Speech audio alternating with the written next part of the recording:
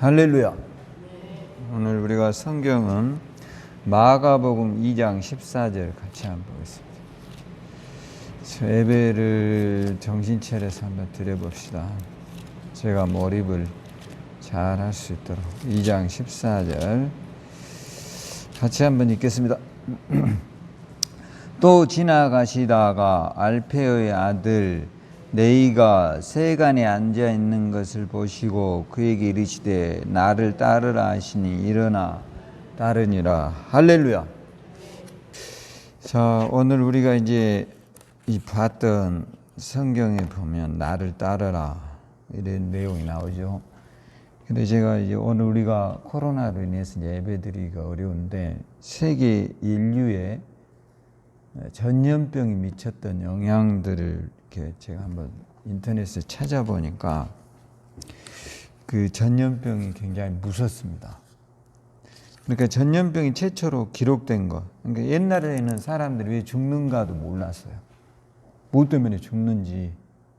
지금이야 이제 과학이 발달하기 때문에 이게 세균에 의해서 죽는구나. 이런 이야기들이 이제 나오지만 옛날에는 그런 것들이 없기 때문에 주로 이제 병이 걸리면 무속 행위를 했습니다. 그러니까 더 죽게 되겠죠. 근데 다 죽는 것은 아닙니다. 코로나가 있다고 해서 다 죽는 것이 아니거든요. 면역력이 약하거나 그 문제를 극복하지 못한 체질들은 죽게 되는 거죠. 근데 이제 인류에서 보면 가장 최초로 병이 기록된 것은 이집트에서 BC 1145년 경에 이제 전염병이 기록됐는데 이게 뭐냐면 천연두 여러분 아시죠? 얼굴이 이렇게 얽어지는 거잖아요. 이 천연두가 이제 이집트 문헌에는 기록되어 있습니다. 근데 이게 얼마나 무서운 병이냐면 우리나라에는 이제 통일 신라 시대 때 이 천연두가 굉장히 유행했다고 합니다. 그래서 엄청난 인원이 죽었고요. 우리가 잘 아는 그 유럽에 에스파니아라고 하는 나라가 있는데 이 나라는 전쟁을 하면서 천연두에 걸린 병사가 이제 죽었을 거 아니에요. 그 시체 5구를 가지고 매가지고 가서 적진들에게 이 시체를 풀어서 놔뒀는데 상대방의 전쟁을 하는 그 국가의 병사들이 이 병에 걸려 다 죽어버렸어요. 500명 출전해가지고 이 천연두로 전쟁에서 완전 승리했다고 그럽니다. 이게 이 병이 얼마나 무서운가. 그런데 천연두는 1979년도에요. 이제 약이 개발되어서 천연두는 지구상에서 사라진 질병이 되었답니다.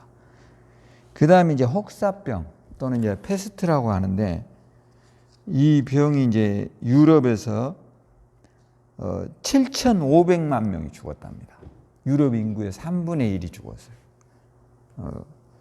페스트라고 하는 병. 우리가 보면 이렇게 사람이 까매져가지고 죽는 거예요. 혹사병. 그러니까 이제 이게 굉장히 오랜 시간 동안. 그 다음에 이제 우리가 인도에서 벵골리안 콜레라라는 게 생겨가지고요. 인도 아시죠? 굉장히 환경이 지금도 보면 인도 같은 나라는 굉장히 살기가 어렵습니다. 그 사람들이 막 인더스 강에다 시체 태우고 그 물 먹고 이런 식으로 하거든요. 그러다 보니까 거기에서 이제 콜레라가 발생해가지고 이 병이 이제 유럽으로 갑니다. 그래서 유럽의 인구의 4분의 1이 죽었어요. 그러니까 이 콜레라, 여러분 음식 잘못 먹으면 설사하잖아요. 근데 음식 같은 거 조심해요. 제가 오늘 문헌에 찾아보니까 음식을 상한 것을 먹으면 잘못하면요, 우리 장에 이 균이 들어가서 평생을 잘못하면 이 병으로 고통하다 죽어간답니다. 그러니까 조심해야 된다는 거죠. 우리가 얼마 전에도 안산에서 이 유치원에서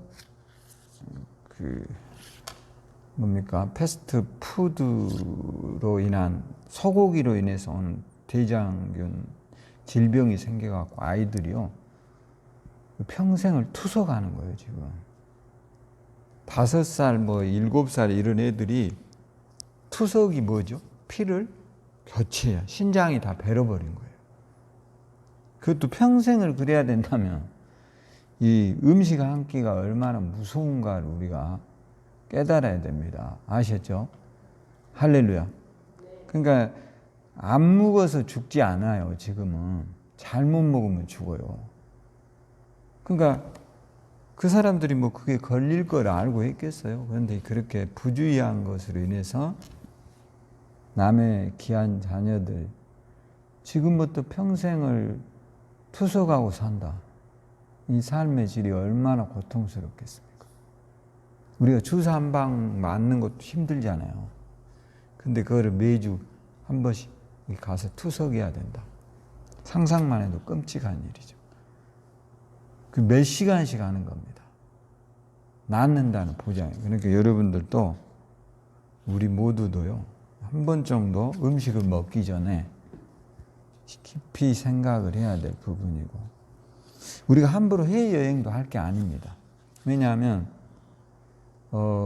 제가 어제 강주의 형수님하고 이렇게 통화를 했는데 강주의 어떤 큰 교회 목사님 은퇴를 하셨대요. 그래서 교회에서 은퇴 기념으로 이제 동남아시아 여행을 보내줬답니다. 교회가 한 2,000명 되는 교회다 보니까. 그리고 이제 집도 사드리고 은퇴를 호화롭게 하는데 갔다 와가지고 일주일 만에 돌아가셨대요. 그게 뭐냐면 그 지역에 잘 나가지 않는 사람들이 나가면 그 지역에 풍토병이라는 게 있어요. 음식과 물이 달라지잖아요. 그럼 면역력이 약한 사람은 금방 죽어버려요.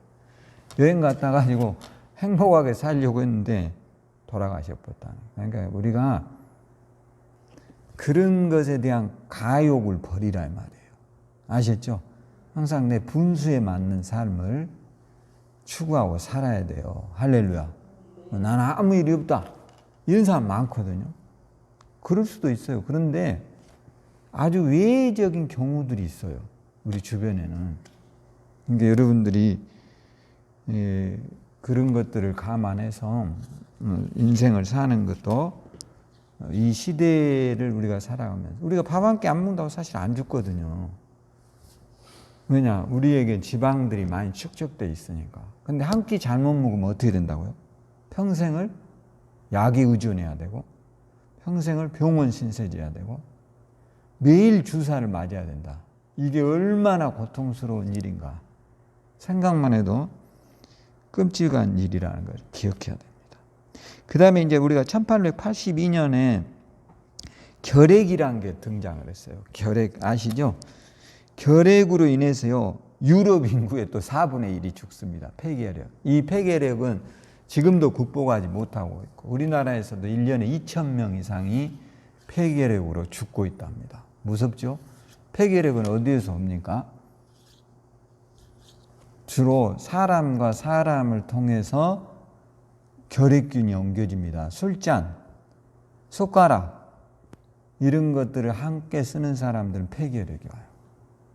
그러니까 앞으로는 숟가락, 술잔 이런 거 조심해야 됩니다. 비형 간염도 우습게 한데요. 비형 간염은요, 또 우리에게 뭐라고 느끼냐면 간경화로 옵니다. 간경화, 간암 이런 것들. 또 우리가 1818년에 스페인 독감으로 인해서요, 독감, 감기죠. 이걸로 인해서 5천만 명이 사망했답니다. 5천만. 우리나라 인구가 몇 명이죠? 대한민국 인구 5천만인데 스페인 독감으로 5천만 명이 죽었답니다. 우리나라에는 이게 들어와 갖고요, 740만 명이 감염돼서 14만 명이 죽었대요. 스페인 독감으로. 그러니까 지금 코로나로 인해서 얼마나 많은 사람이 죽게 될지에 대해서 우리가 상상해 보면 무서운 일이라는 거죠. 그 다음에 1957년에 아시아 독감, 이것으로 인해서 사망자가 200만 명.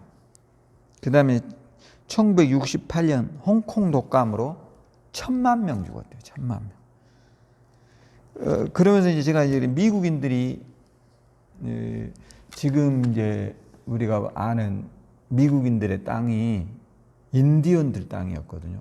근데 미국인들이 들어가자 인디언들이 다 죽어버립니다. 그 원인이 뭐냐면 유럽인들은 일찍 이제 이런 전염병을 겪었잖아요. 네? 그러면서 이제 면역력이 생겼어요. 그런데 그 사람들이 인디언들 땅, 지금은 아메리카에 들어갔어요. 근데 이 사람들의 몸에 살고 있는 균들이 들어가 가지고 인디언들이 다 죽어버렸어요. 싸우기도 전에 다 전염병으로 다 전멸해 버렸어요. 거의 그렇게 되는 겁니다. 그러니까 우리가 어떤 사람 코로나 걸려서 안 죽는 사람도 있어요. 근데 그것을 결과를 모르기 때문에 우리들이 조심해야 된다는 것이죠. 그래서 오늘 저와 여러분들도 우리가 이제 예배도 이런 형태로 드린다는 것이 우리 교회들에게도 참 문제이지만 우리들도 이제 앞으로 변화되지 않으면 예배할 수 없는 시대가 올지도 모릅니다. 그러니까 적극적으로 변화하도록 노력해야 됩니다. 아셨죠? 변화가 뭐냐? 손 씻기 잘하는 거예요. 손을 철저하게 씻는 거. 그 다음에 마스크 반드시 뭐 해야 되죠? 써야 하는 거. 이 두 가지만이라도 하면 반드시 예방이 된다라고 하는데 이건 마저 안 하기 때문에 지금 이제 죽어나가는 거죠. 그리고 수많은 사람에게 재앙을 가져다 주고 이게 이제 그걸로 끝이 아니에요. 경제적인 큰 여파가 오는 거죠. 우리나라는 이제 수출을 해야만 먹고 사는 나라이기 때문에 이게 상당한 부작용을 낳게 됩니다. 그래서 오늘 이제 본문으로 돌아가서 예수님이 나를 따르라 이렇게 이제 말하잖아요. 근데 저는 이제 그런데 봐보세요. 거기에 보면 14절에 나를 따르라 하시니 일어나 뭐 했죠? 따랐다 이렇게 나와요. 근데 우리가 이 앞절에도 나옵니다. 이런 내용들이 어디에 나오냐면 마가복음 1장 16절에 한번 가보겠습니다. 자, 갈릴리 해변으로 지나가시다가 시몬과 그의 형제 안드레가 바다에 그물 던지는 걸 보시니 그들은 어부라. 예수께서 이르시되 나를 따라오라. 내가 너희로 사람을 낚는 어부가 되게 하리라 하시니 곧 그물을 버려두고 따르니라. 그럼 뭐 여러분 그들은 바볼까요? 여러분 생각 어떻게 할까요? 지금 우리가 만약에 예수님이 여기 예수님 이렇게 써져 있는 게 아니잖아요. 만약에 예수님이다. 저분이 예수님이셔. 우리가 그걸 어떻게 알아요? 저분이. 근데 예수님이 오늘 여기 와서 이제부터 우리 가족 다 예수님, 우리 교회 성도들 다 예수님 따라야 됩니다. 그러면 여러분이 따를까요? 여러분 같으면 어떻게 생각하세요? 따를 것 같습니까? 내가 봐서 한 사람도 안 따라갈 것 같아요. 누가 따라가요? 누가 따라가냐고. 일해야 되고 바쁜데 그럼 이 사람들은 안 바빠서 따라갔을까요? 뭔가 이유가 있었을 거 아니에요. 그들이 따라갈 수밖에 없었던 어떤 압도적인 어떤 사건이 전제되어 있지 않았을까, 이런 생각을 한 번 정도는 해봐야 된다는 거죠. 무작정 예수님 너희들 나 따라와. 오늘 여기 예수님 오셨어요. 근데 예수님이 뭐 굉장히 우리가 보기에 막 물론 멋있게 와서 나 따라와. 그런다고 우리가 따라가요? 뭐랄까? 저 사기꾼 아니야? 이럴 거 아니에요. 대뜸 우리가 거짓말쟁이. 대부분 이럴 건데 그럼 이 사람들은 그런 생각을 안 했겠냐 이거예요. 똑같잖아요. 이들도 분명한 것은 그런 베드로 같은 사람은 이미 장가를 가서 가족을 부양하고 있잖아요. 근데 어떻게 다 놔두고 따라가요? 그게 쉬운 게 아닌데. 그러면 뭔가의 이유가 있었을 거 아닌가. 이것에 대해서 그냥 무작정 따라갔다. 저는 그렇게는 동의하지 않습니다. 그건 잘못된 것이죠. 무조건 우리하고 똑같으니까. 오늘 예수님이 여기 있다고 해서 나 따라와. 그런데 우리가 다 따라가겠냐 이거예요. 그건 말이 안 되는 거죠. 그럴 만한 어떤 이유가 있었다면 그 이유를 한번 우리가 찾아볼 필요가 있습니다. 왜냐하면 나를 따르라 하기 이전에 뭔가가 있었을 거 아니에요. 그게 뭐냐? 우리가 누가복음 5장에 한번 가보면, 그래 성경을 이제 우리가 이 공간복음서를 잘 살펴볼 필요가 있습니다. 5장 2절부터 한번 봐보겠습니다. 이 사건, 나를 따라오너라, 이 사건 이전입니다. 이게 5장 2절. 자, 호숫가에 뭐라 했어요? 배 두 척이 있는 것을 보시니 어부들은 배에서 나와서 그물을 씻는지라. 그러니까 이제 우리가 대부분 어부들은 고기를 낮에 잡을까요? 밤에 잡을까요? 밤에 잡습니다. 낮에는 거의 고기들이요, 그물을 쳐놓은 활동을 잘 하지 않습니다. 물고기들은. 대부분 낚시객들도요, 낮에는 아주 잠깐 고기를 물고 주로 고기들이 야간에 활동을 하는 케이스들이 많아요. 그러니까 이제 야간에 고기들을 이제 잡기 위해서 고기를 그물을 쳤는데, 지금은 이제 아침이에요. 아침인데 고기를 잡지 못해 가지고 그물을 뭐 하고 있어요? 씻고 있단 말이에요. 다음 날 고기를 잡기 위한 준비책을 하고 있는 거죠. 그런데 3절에 봐보세요.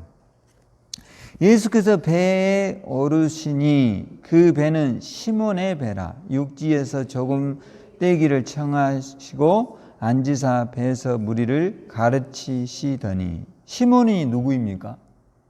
베드로의 배. 예수님이 그물을 씻고 있고 그 베드로의 배에 올라타셨어요. 그러면서 무리를 뭐 했다겠죠?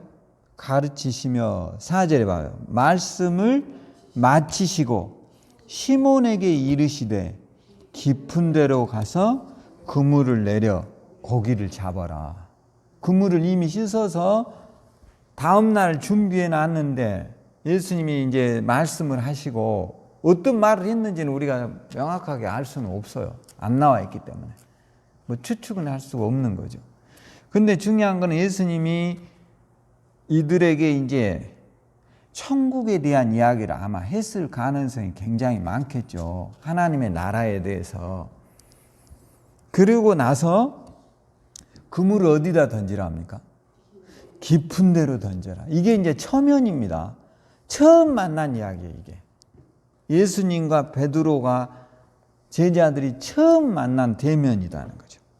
자, 5절에 봐보겠습니다. 시몬이 대답하여 이르되 선생님, 우리들이 밤이 새도록 수고하였으되 잡은 것이 없지만은 말씀에 의지하여 내가 그물을 내리다고 그렇게 하니 고기를 잡은 것이 심히 많아 그물이 찢어졌다.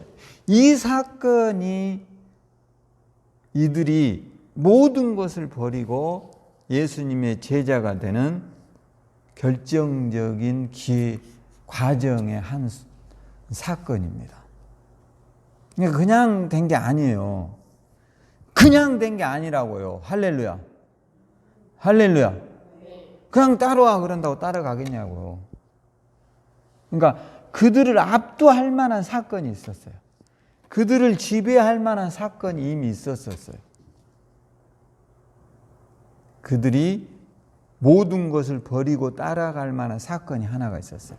밤새도록 고기를 잡았지만 단 한 마리도 잡히지 않았는데 예수님 베드로의 배에 올라타셔서 말씀을 전하고 그 말을 듣고 나서 베드로가 그물을 어디에 던졌다고요? 깊은 데로 던졌다는 거죠. 깊은 데로 던져서 그물을 끌어올렸는데 그물이 어떻게 됐어요? 찢어질 만큼 고기가 걸려왔다는 거죠. 자, 그 이후의 사건이 뭐라고 나오느냐? 베드로에게 말합니다. 나를 따라오너라. 내가 너희로 사람을 낚는 어부가 되게 하리라. 할렐루야. 그래서 따라온 거죠. 우리가 무작정 너 나 따라와. 누가 따라가겠어요? 누가 생업을 배를 다 버리고 다 따라가겠냐 이거예요. 그건 쉬운 일이 아니겠죠. 그래서 이들이 단 한 번도 경험해 보지 못한, 베드로는 어려서부터 어부였어요. 근데 자기의 재능으로는 이제 고기가 안 잡혀요. 근데 예수님의 말씀을 의지해서 그물을 던졌더니 그물이 어떻게 됐다고요? 찢어질 만큼 어마어마한 물고기가 걸려오게 됩니다. 이 사건을 통해서 베드로는 이제 예수님의 이 존재감을 알게 되는 거죠. 아, 저분이 보통 분이 아니시구나. 우리가 낮에는 절대 고기를 잡지 않는데, 아침이 되면 고기가 절대로 그물에 걸려들지 않는데, 어떻게 저분이 말 한마디 한다고 해서 이렇게 많은 물고기가 걸려올 수 있는가. 참 신기한 일이다. 이런 이야기를 하는 것이죠. 그래서 이런 과정에서 이제 우리가 보면 제자들은 단 한 번도 경험하지 못한 것을 보게 되고, 누가복음 5장 11절에 봐보세요. 이렇게 나와요. 그들이 배들을 육지에 대고 모든 것을 버려두고 예수를 따르니라. 모든 것. 그런 게 이제 가치의 중요성이 있는 거죠. 가치의 중요성. 가치라는 걸 여러분이 이렇게 생각을 해보면 쉬워요. 여러분이 아무리 애지중지하는 물건들도 그보다 더 좋은 것을 만나게 돼요. 지금 우리가 이 텔레비도 우리가 산 지가 10여 년 가까이 됐잖아요.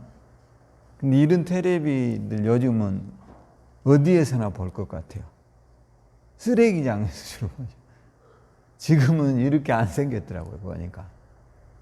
지금은 텔레비가 굉장히 얇아져 버렸어요. 그리고 가벼워지고 있어요. 그렇죠?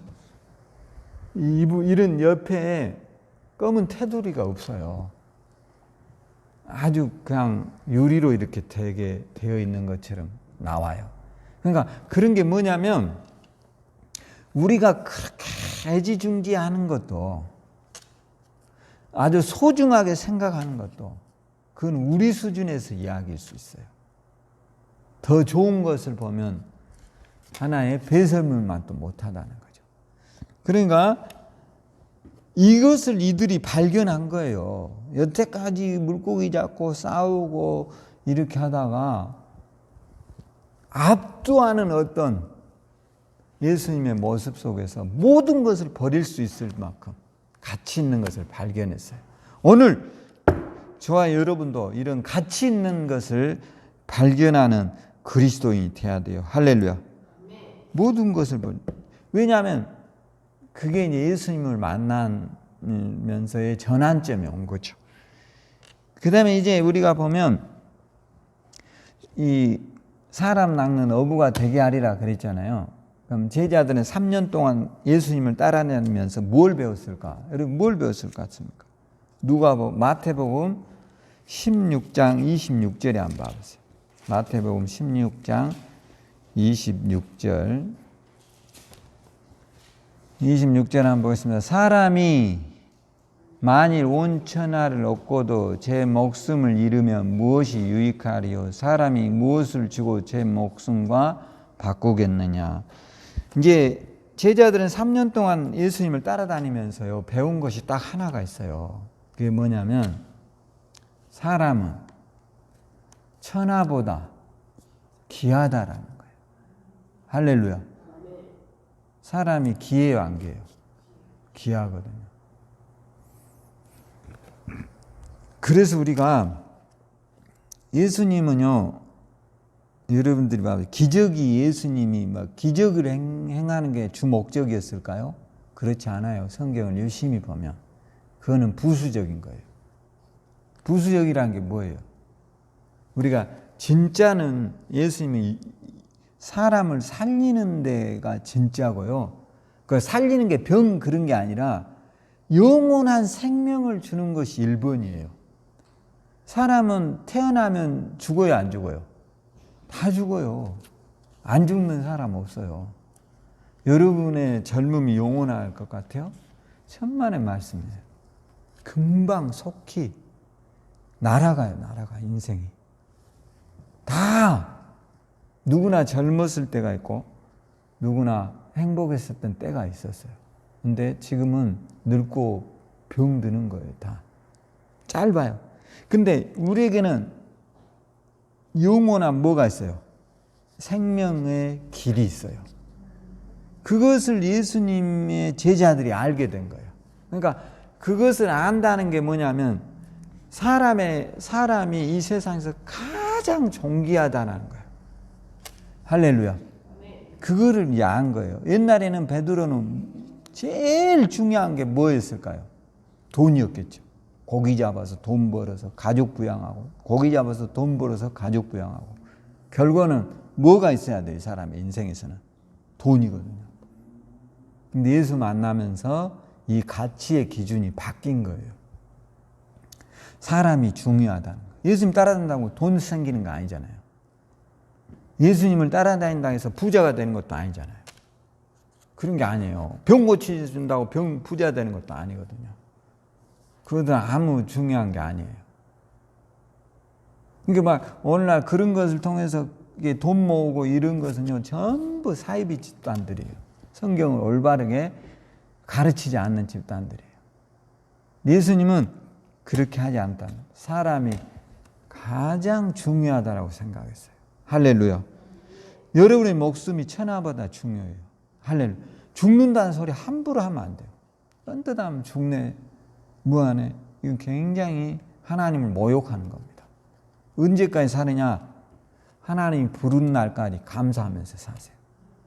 어떤 사람 입만 열면 죽는다고 죽는 것이, 그게 하나님에 대한 뭐라고요?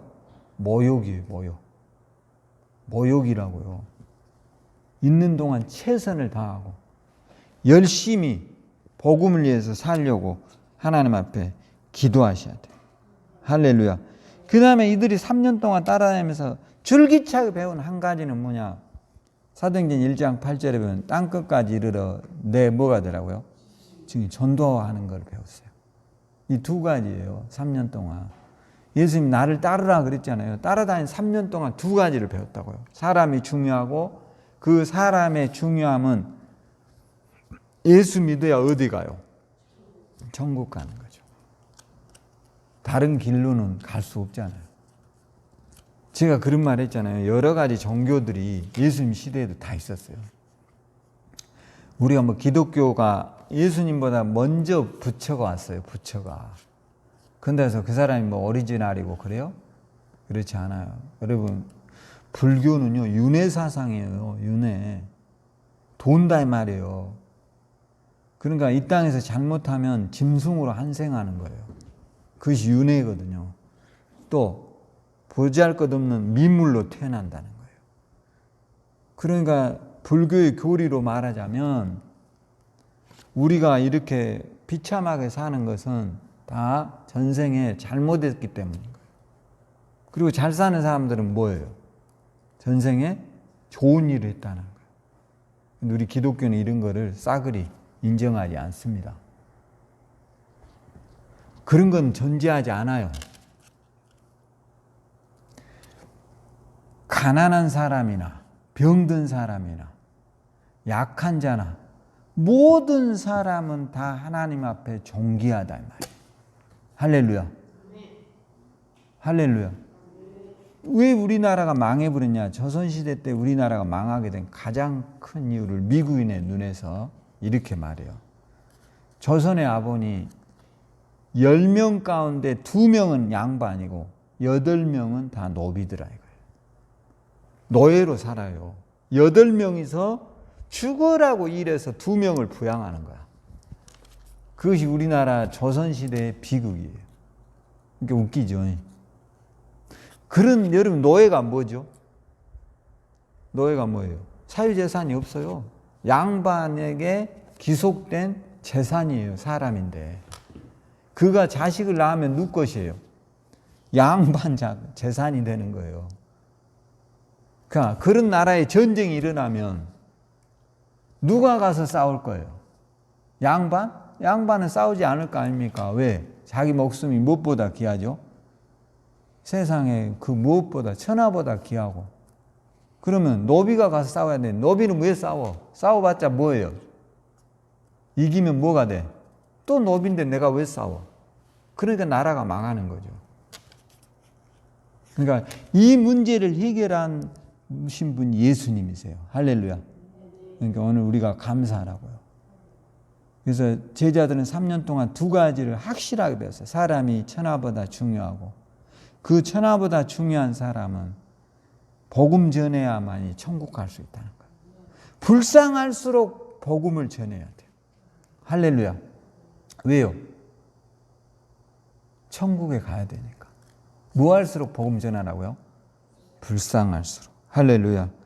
그러면 예수님 말씀처럼 예수님 오늘 우리가 한번 봐보겠습니다. 마가복음 1장에 한번 가보세요.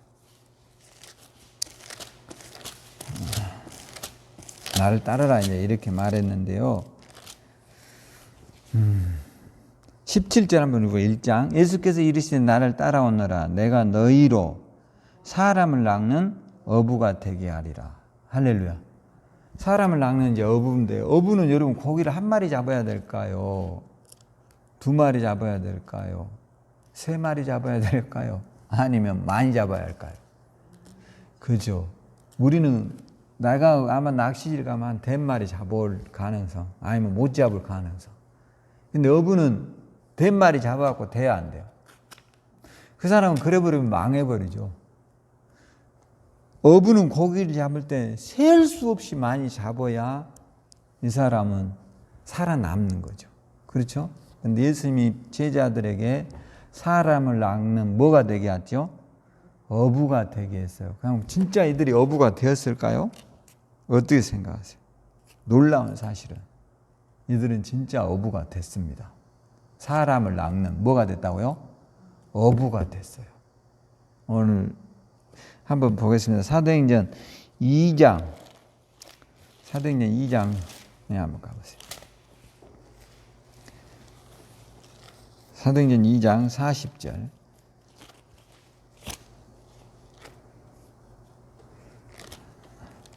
사도행전 2장 40절에서 41절 한번 보겠습니다. 그 말을 받은 40절.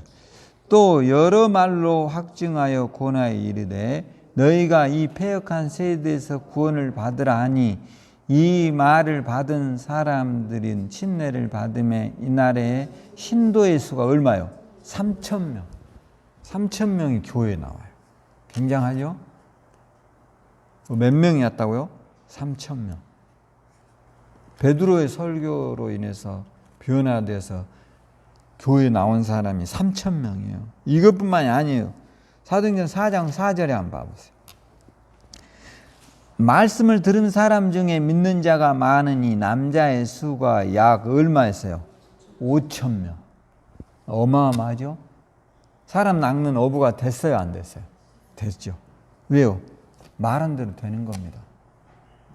이들은 이 기초가 튼튼해요. 아까 제가 그랬잖아요.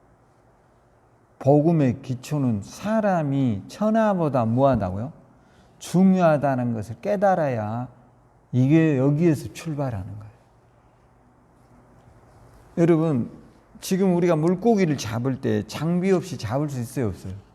뭔 수로 잡아요, 우리가? 바닷물에 뛰어들어서 고기 단 한 마리라도 잡을 수 있을 것 같아요? 우리 실력으로는 단 한 마리도 잡을 수 없어요. 반드시 고기를 잡으려면 뭐를 갖춰야 돼요? 장비가 있어야 돼요. 그 장비가 뭐냐? 사람을 무엇보다 소중하게 여기라고요? 천하보다 귀하다라는 생각을 가지고 있어야 돼요. 이거를 깨달은 거예요, 이들이. 3년 동안. 그거를 깨닫는 것이 장비예요. 할렐루야. 그 다음에 사도행전 11장 21절에도 한번 가보세요. 11장 21절에도 가보면 주의 손이 그들과 함께 하심에 수많은 사람들이 믿고 주께 돌아오더라. 할렐루야. 하여튼 뭐 이들은 이제 완전히 바뀌었어요. 그들로 시작을 해서 오늘의 우리의 교회까지 온 거예요. 그러니까 얼마나 폭발적이었는가. 아셨죠? 그러니까 우리가 다른 거 없어요. 복음은 사람의 이 귀함을 천하보다 뭐하라고요? 귀하게 여기라는 거예요. 내 목숨이 천하보다 귀해요, 안 귀해요? 귀하다. 나 죽으면 뭐 할 거야? 여러분 오늘부터요 음식 아무거나 먹으면 안 됩니다. 뭐 좋은 거 먹으라는 건 아니지만 상하고 이상한 것은 안 먹도록 기도해야 돼요. 할렐루야. 어떤 사람은 물에다 씻어서 먹고 그럴 필요가 뭐가 있어. 안 먹어도 되는데 그게 나중에 어떻게 된다고요? 평생을 재앙을 갖고 사는 거예요. 그렇게 된다고 해보세요. 누구를 원망할 거예요? 누구 탓을 할 거냐 이 말이에요.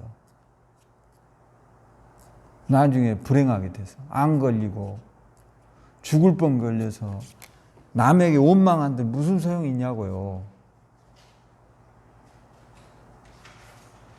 그러니까 오늘부터